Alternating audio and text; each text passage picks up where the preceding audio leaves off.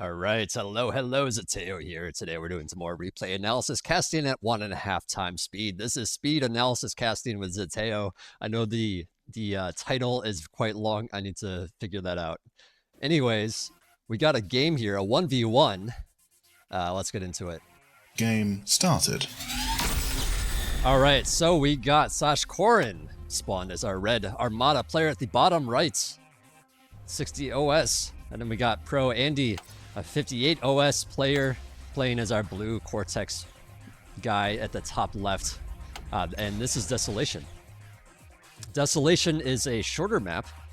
It's quite interesting because you got these high ground pieces here that, make it kind of lean towards bots, but then at the same time, controlling these choke points is vital and very important. And then that's when bots start becoming of more importance, when you gotta run around on the high ground a little bit more. And vehicles, of course, being a little bit stronger than bots, generally speaking, can have an easier time holding these choke points if enough pressure or if enough defense is set up there. So something to keep in mind. And then also you want to keep in mind that as a vehicle player, and Andy here is going to go vehicles here because a Cortex vehicle is seen as a little bit stronger than Armada vehicle, and Armada bots are considered a little bit stronger than Cortex bots at the moment. So, these players kind of just doing, just kind of falling in line with that idea right now. And so we're going to see Armada bots versus Cortex vehicles. But yeah, as the vehicle player, it used to be where it's kind of difficult to lay down a lot of pressure early. You're going to rely on things like Rascals, but Rascals, they don't do as much damage as like Ticks do, for example. They have a hard time turning their turret around and things like that. So, while you can get in there and scout and keep your opponent back, you can't really find too much damage. And so, a bot player typically wants to try to expand a lot, work up enough units to now push out. However, at the moment, because bots are a little bit more expensive, in my opinion, it's harder for the bot player to lay down that pressure, because by the time you do, the incisors are out in numbers, enough numbers to deal with the pawns a little bit easier. But yeah, we do see a couple of Rascals out here on, Sashkorin side of the map. He does have one con expanding, actually 2 cons going out to expand now. Pretty typical for a bot player on this kind of map, or I should say a map of this size. Whereas Andy here, just 1 con out expanding so far, just now building on a 2nd con. And yeah, I guess he's going to utilize his commander to boost, since he still has quite a bit of metal in the bank. Okay, so he's going to be adding on winds first with this con, maybe expanding with it later, or maybe adding on a different con at some point. Yeah, Rascals try to come in here once again. Andy has added on quite a few Rascals here. And Sashkorin, wanting to defend these expansions, needs to make sure that he has enough pawns in position to deal with this. Now, pawns are slower than Rascals, so, Rascals in theory can run circles around a pawn, so it's really ideal to have a couple pawns per expansion. Of course, maybe you want just 1 and then just have 2 kind of floating around to where it's needed. And of course, you want to rely on radar to make sure you know where your opponent is so that you can get your pawns into position. Yeah, Rascal coming up here might need to cancel this, or not. Okay, pawns in a position now to safeguard. But yeah, these Rascals maybe can pick off this one. It gets tricky to micro with these Rascals because they don't turn around very easily. They don't have as much DPS. They aren't as mobile as Ticks are, so it's a little bit harder. But yeah, he does manage to find some damage, taking out both of those mexes there. And meanwhile, on the other side of the map, we do have a couple of Ticks, but so far they are just chilling. I guess mostly used for scouting. No, just AFK. Okay, so now he's going in with them. Unfortunately for him, with this angle, he's probably just going to get picked off by the commander. No, he turns around, he sees it. Maybe going to assault this construction vehicle in a moment. Meanwhile, there is another Rascal on the other side of the map going for this Mex. Another one gets picked off here at the top position as well. And I just realized I didn't set the speed, so why don't we do that right now? Whoops, speed 1.5. Okay, my apologies for that. We're going to speed up at this moment. All right, so now it's becoming time where there's enough incisors out to start harassing a bit more with heavier duty units. Now, of course, there is a bit of a collection of pawns, and they are moving towards this side of the map, so Andy is going to need to sit defensively a little bit longer. And yeah, so I think Sashkorin, seeing the incisors here, decides, no, I guess he is going to go for it. Now, these incisors ideally want to back out, get as much...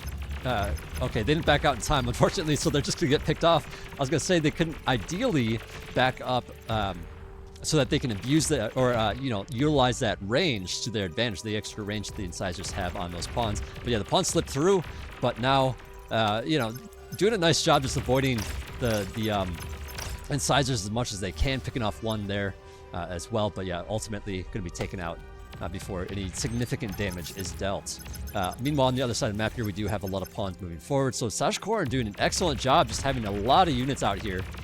Just that boosting with the commander really helping out, making sure that he has a lot of stuff coming out. Meanwhile, Andy here has moved on with his commander, so he's going to have a few less incisors than he would otherwise. But he does have a couple of, you know, construction turrets here, so he should be able to, you know, start really boosting out the incisors in a moment now that this is repaired. And yeah, just going to be trying to lay down you know, some attacks eventually. I would assume his metal is a little bit high, so this could be a couple, actually that could be like 5-6 more incisors at this moment. So you know, if that was all spent, like if he had kept his commander there, he would certainly have some more incisors at the moment, but at the same time wants to keep up with these expansions, wants to make sure that he secures a more forward position with his commander, so you know, just utilizing the commander in that way instead. But yeah, Sashkorin still pumping with his commander, sitting at his base. He does have a couple of con turrets, actually his 3 con turrets sitting there as well. Now bot players need a little bit more in terms of build power at their base, because they also need to add on a bit more energy to utilize the metal, since bots cost so much more in energy. So a little bit more spending on that, and having the con turrets boost that out quite quickly is really nice to have as well. But yeah, Sashkorin here doing a little better of a job just macroing out his economy. Now, Barkas actually setting up a lot of defenses in this position. Typically speaking, I would think that you'd want to set up your defenses here and take all these mexes on the high ground, but it looks like he's prioritizing, you know, making sure that this isn't, you know, that this is blocked off. So he's sending this commander down that way, meanwhile sending his units to the bottom. So that's just a nice play, because your commander can basically hold this narrow choke alone, and then if anything tries to get in there, you can do a lot of really nice D-guns because it's so narrow. You know, you don't have to worry about units coming in from various directions. You can just D-gun kind of more in a straight line and get more units for it. But yeah, little bits of assault going on as these pawns move forward, take out a couple of these mexes. It's certainly annoying for Barkas, or not Barkas, for Andy to deal with.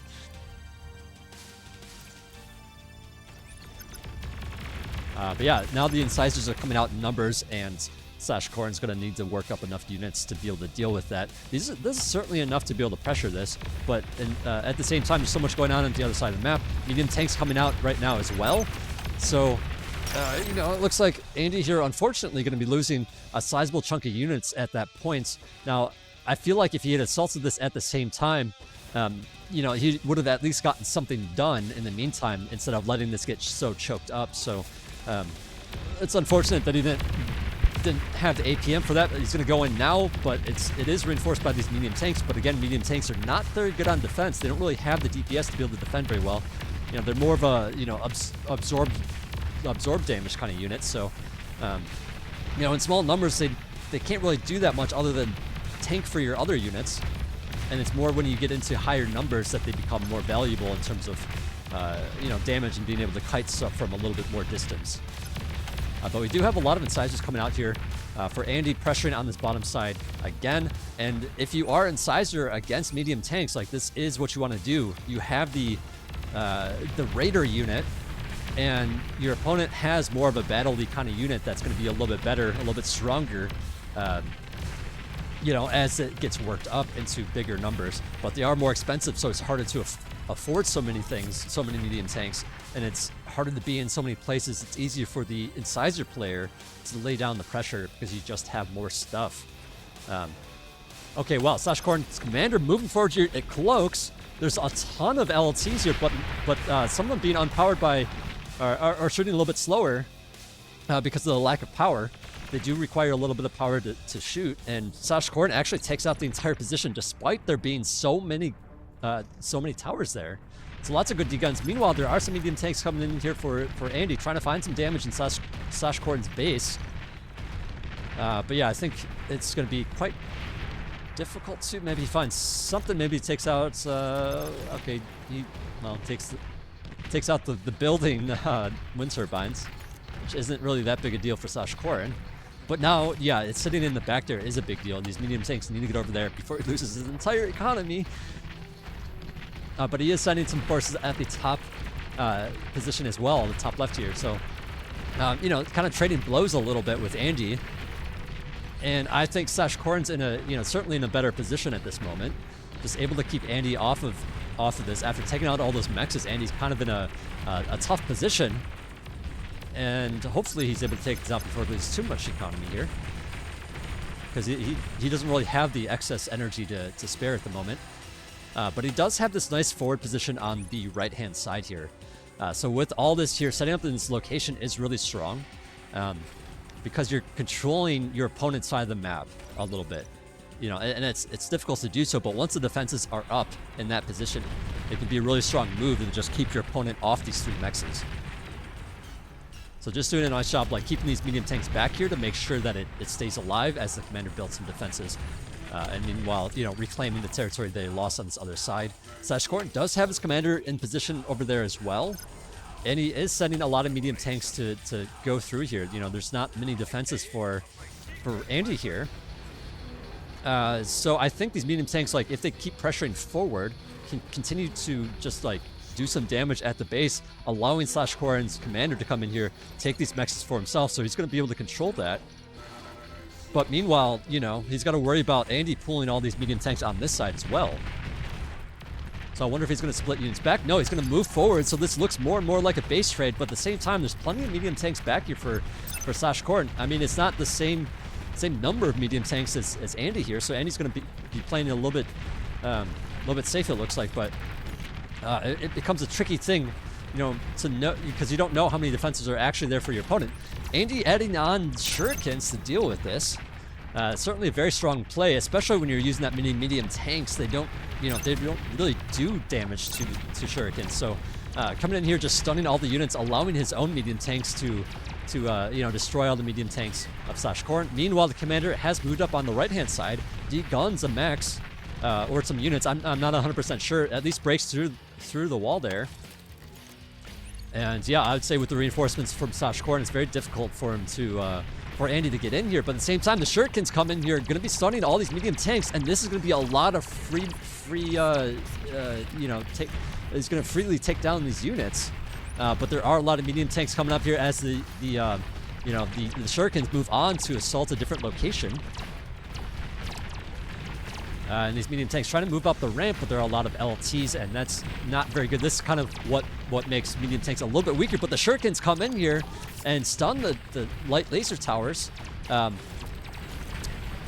tanks, you know, they have a hard time going up the hill there. They slow down significantly, which allows, you know, defenses to take a lot more hits, or to deal a lot more damage.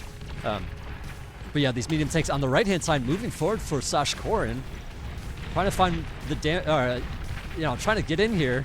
All these medium tanks are a little bit too far behind it to help too much, but at the same time, there's plenty of reinforcements coming in here, but is it enough? He's got these shurikens dealing some damage. He's started bomber production, so maybe the bombers can do some base damage. No, he's going to use the bomber for defense, it looks like. This is a tricky thing to do, of course, because, you know, you could accidentally bomb your units. There is a bombing in the back of Sashkorin's base. So far, minimum damage, you know, as these wind turbines are very well spread out. No damage, it looks like, on the build power. Oh, but he does take out the converters. You don't really want your converters next to your solars, because generally speaking, the solars are a little bit more tanky. But when they're next to converters that pop really easily and do a lot of damage, they can certainly take out some solars like that. And solars are such a big investment that you don't really want to just throw them away like that. But yeah, now that the bombers are shoot away from the main base, you know, Andy just using the remaining ones to just kind of do some damage on the peripherals of Sashkorin's economy here. He still does have a lot of shurikens. So these shurikens coming in here, scouting a little bit, seeing what kind of forces are here, and with that, maybe going to get in here, at least take out these mechs, maybe back out after that, after he sees all these medium tanks, or maybe he presses forward. I'm not 100% sure, but there are some whistlers coming out here to deal with those shurikens. Yeah, Andy here going to need to retreat, I think, at this moment, as the defense for Sashkorin joins up with, you know, some other units here. Sun keeping them back, which is nice. I mean, these whistlers are a little bit further behind, so well, they're a little bit further behind, but it looks like the medium tanks are able to keep the units back. Andy going straight for the commander here. You know, sees an opportunity to maybe kill the commander, but unfortunately that just means his tanks are all D-guns, and now we have a very strong presence for Sashkorin, but he is going to need to deal with these medium tanks coming toward his base. A pretty solid move for Andy here. You know, he sees an opportunity where, you know, sure, he's going to deal with this for sure, but those units on the side are not going to be able to get here in time to help out, so might as well, you know, try to pressure forward, especially considering there's so many forces for Sashkorin over here. It's less likely that Sashkorin has enough to defend on that right-hand side. But yeah, these medium tanks actually doing some significant damage as well, but Sashkorin, after taking so much damage from the bombers and these medium tanks, you know, looking to do some damage back. Shurikens, so, you know, more shurikens are built on here, so they're able to stun these medium tanks, and this is a big pile of metal for Andy to have. So I think Andy's going to be just fine with that. He's going to have to rebuild some of these mexes, but at the same time, you know, he took far less damage than Sashkorin. Yeah, with this position fairly secure with all these light laser towers, as long as he puts some reinforcements or has the Shuris around, he can certainly defend this against, you know, pure medium tank here. And yeah, and Sashkorin coming up here to, you know, looking to take these LTs out. But yeah, now with the Shuris coming up here, he's going to lose some of these tanks, and he's going to have to fall back. So, you know, just a nice defense here, using the Shuris as well as LLTs to prevent, you know, something like pure medium tanks from getting in there. You know, meanwhile, you know, Sashkorin has added on this big wall here to defend his side of that, or his mirrored position. Yeah, I think with all these mechs being retaken, Andy's going to feel, you know, or I should say Andy's going to be in a better position here. Unfortunately, this is not a mech, this is a solar. But yeah, Andy's certainly in a good position after the base trading has happened here. Sashkorin just taking a lot more damage than Andy has. You know, mechs are a lot easier to rebuild than, you know, a whole bunch of wind turbines. So, yeah, Andy in a good position here. Has a lot of medium tanks out here, and I think, you know, with this wall here stopping this push, or making it very difficult anyway to get over here with this, you know, these beamers and whatnot, even having a nano to repair, you know, makes it very difficult to push through there. So Sashkorin going to be able to hold that side for now, but look at this. He is able to push Andy off of this side as well. So Sashkorin actually, you know, getting back at Andy a little bit, despite Andy having a superior army at this point. But Andy looking to join forces with, you know, on the right-hand side here, just going all in on that side. I think it's going to be a lot harder for Sashkorin to deal with this, but at the same time, is adding on things like Janus, and Janus can be really nice against big balls of medium tanks. Just that you know, medium tanks being a little bit slower to turn around and a little bit slower in general, compared to things like you know, clusters of pawns. Like, it's hard for them to spread out, is I guess the point I'm trying to make. But yeah, it looks like this is going to happen right now. These medium tanks coming in here. No. Okay, they're still posturing. Andy backs up a little bit, trying to reinforce a little bit more. And, you know, Sashkorin pushes forward. But yeah, just taking a lot of damage from these whistlers, actually. Or I should say, lashers for Cortex. But yeah, I think Sashkorin, you know, like he's getting back into it. His army value a little bit higher at this point, since he got a little bit more metal income after that raid. But yeah, coming in here, balling up his units a little bit, letting the Janus fire, and then like retreating a little bit is really nice. But he is getting a little bit stuck on this position here because of the hill here and these wrecks. But yeah, I think the Janus here are going to be insane value, simply because you know, they have such big alpha damage. You know, they're really the unit that deals the damage in these medium tank fights. You know, and Pounders would be a nice addition for Andy, but they're so much slower, they have so much less range that can be abused, and it's very difficult to really utilize that for Cortex. So I like this move a lot for Sashkorin, and now he has all these wrecks here that I think both players are going to need to fight over, because this is a huge number of stuff. Meanwhile, there are some T2 gunships, in fact, coming out here from Andy, these Wasps, taking out this position. Now these beamers, of course, can do some damage to them because, you know, they're just going to hit every, you know, they don't exactly miss. So, you know, going to be able to do a little bit of damage to the Wasps, but at the same time, Wasps being T2 can absorb quite a bit of it. And now coming in here to defend, but yeah, I think Sashkorin has done a nice job just keeping Andy, you know, off this position here. And now with all those wrecks, he can certainly catch up and go T2 for himself. In fact, it's already done.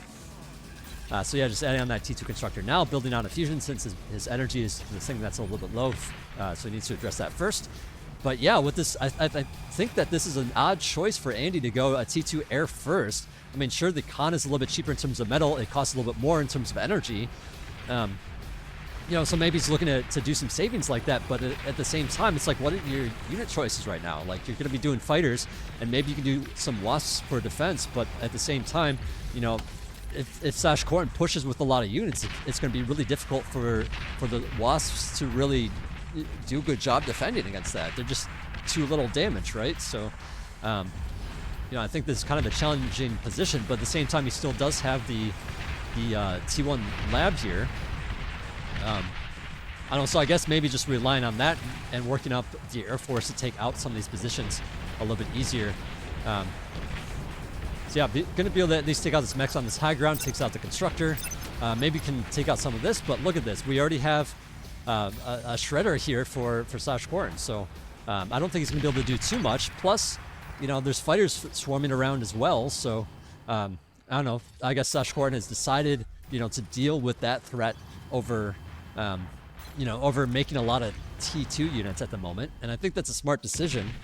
You know, but at the same time, you know, we do still have a ground presence for Andy here, and this is quite a few Pounders in this position, and I'm really not sure if they're going to be able to do too much here because this is so Whistler Janus favored, or, you know, it's like all these things that can get away from the Pounders and have more range than the Pounders. So I don't think he's going to be able to really do too much with that. So I think this is kind of an odd choice at the moment, personally. But I don't know. Maybe you can show me something I don't know. I kind of want to see it. I kind of want to see more strategies come up here. A little bit of air scouting from Sashkorin to just see what the fighter count is like. And yeah, I mean, he's got to be careful because these are T2 fighters. So if Andy works up a sizable, you know, Air Force, he can certainly contend with all these T1 fighters. So Sashkorin just doing a really smart thing of just like seeing what's out there already, seeing what he needs to do to adapt. But we do have a transition here for Andy as he moves into vehicle T2. So he's got some Zars out. He's got some, you know, some Tigers running around as well. No Banishers as of yet, but I think Banishers would be a great choice here. Banishers are, in my opinion, they were already really strong before, but now with the patch, you know, being able to fire in all directions and whatnot, like it's such a strong unit because they can also hit air, they can outrange a lot of things, and they do such good massive homing damage that it's you know, just a nice addition in this kind of army when you're supported by things like Zars to help keep them alive. But yeah, Sashkorin, I think, is playing this really well, has you know, sold his air lab here. So he's not continuously adding on air. He's like reading into the situation, seeing how much he actually needs and not overspending on that air defense.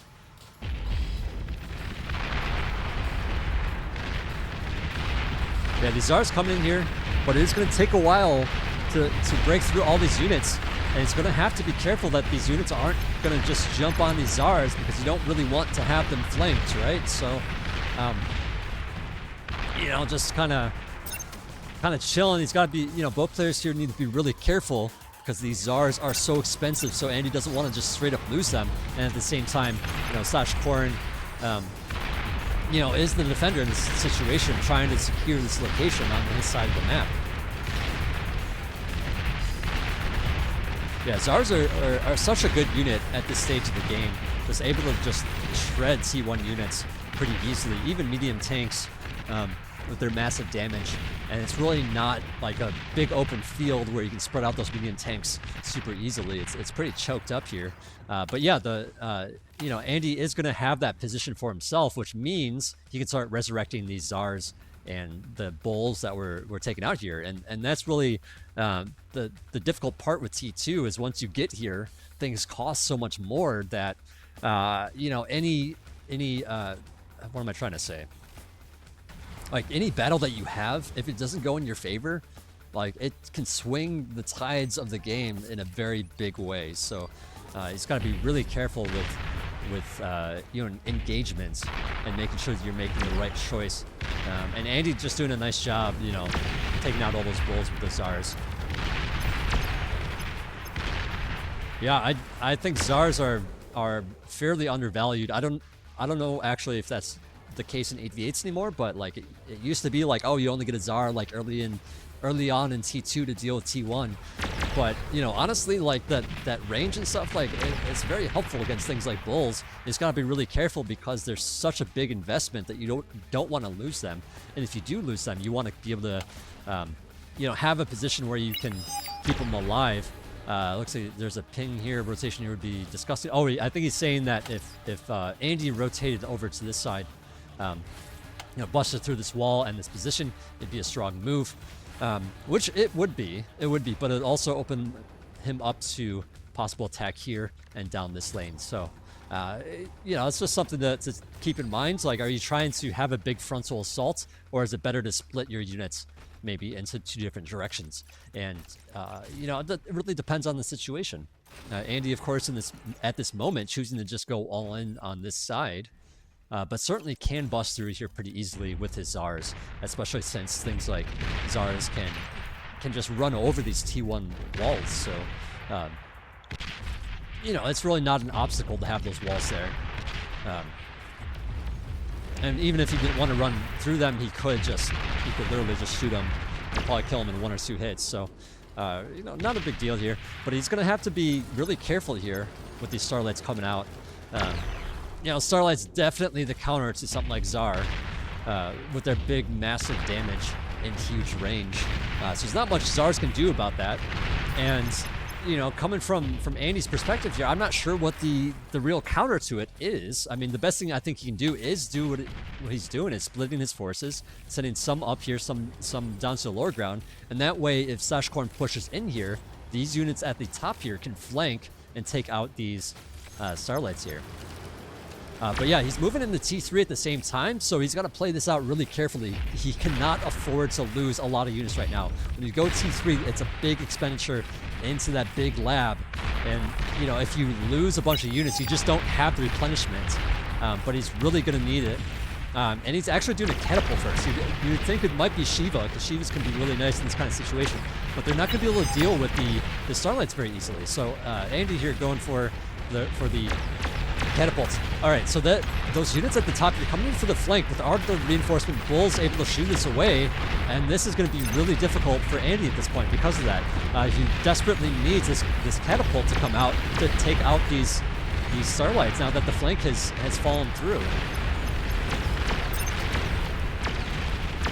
Oh, it's still not out. It's just, oh, wait. Oh, no, it is out. Okay, it is firing, but I think it's maybe a little too late here, unfortunately for him. You know, the catapult, great unit, but it needs to be protected, and he's lost all of his other units. So it's rather unfortunate that he was not able to take out these Starlights, but listen to all that gunfire. It's so loud in my ear right now. It's crazy, but Sashkorin doing an amazing job with these bulls, has the support with the Starlights, and has ticks running through for, you know, to like help absorb damage, help see things as these bulls get picked off or get spread out. And yeah, I think it's just too much for Andy at this point. Just too many things not quite going his way as that game like got to the end there. I mean, I think both players made some really, really good moves here. But yeah, I mean, it's the sort of thing where it's like, yeah, T3, building that catapult can be a really strong move to make to help defend against those starlights. But if it comes out a little bit too late, well, now you're just screwed. So, it's kind of like, what does Andy do in that situation to deal with that? He doesn't have the air superiority. He doesn't have a T2 vehicle equivalent to a starlight because banishers just can't range it. So what does he need to do? What can he do, I guess, is the question. Now, in that situation, you can run spam. You can run your own grunts or rascals or whatever. Try to absorb some shots from the starlights. Like, bulls are not the greatest at dealing with that. You can absorb some shots or waste some shots from the bulls as well. And I think that would have helped a lot. But at the same time, it's not as strong of a move as doing the catapult play.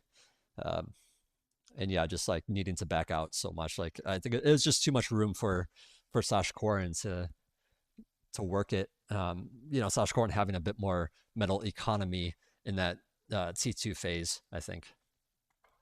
Anyways, that wrapped it up for me. This has been a Zeteo'sSpeedcast. I hope you guys enjoyed it. And yeah, stay tuned. Hopefully you guys are interested in watching some more as I keep producing some videos here. Thanks for watching.